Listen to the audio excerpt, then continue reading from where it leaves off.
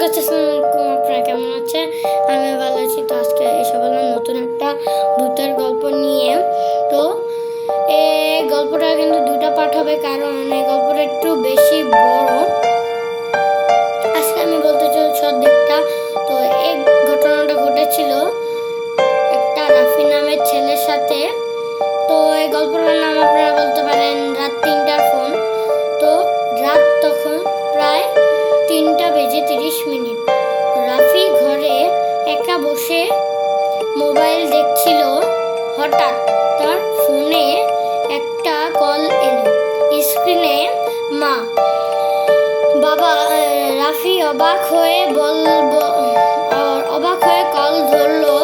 ওপাশ থেকে মার কাপা কণ্ঠ শোনা গেল, বাবা দরজা খোলো না, বাবা দরজা খোলো না, আমি তোমার ঘরের বাইরে দাঁড়িয়ে আছি। রাফির বুক ধক করে উঠল, কারণ তার মা তো তখন গ্রামের বাড়িতে প্রায় 200 কিলোমিটার দূরে। ঠিক তখনই দরজায় 3টা টোকা পড়লো, ঠক ঠক। তো রাফি চুপ করে দাঁড়িয়ে রইল।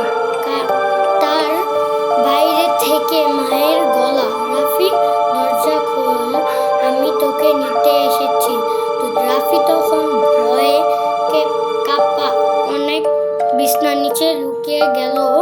আর তখনই একটা কণ্ঠ এলো, কিন্তু অনেক ভারী একটা কণ্ঠে,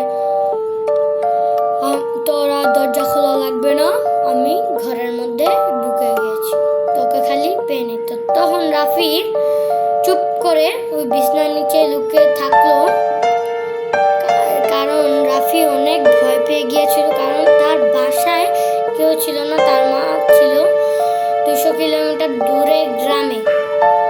তো তার মা তো আসার কথা না। তো তখন ও বুঝতে পেরেছিল যে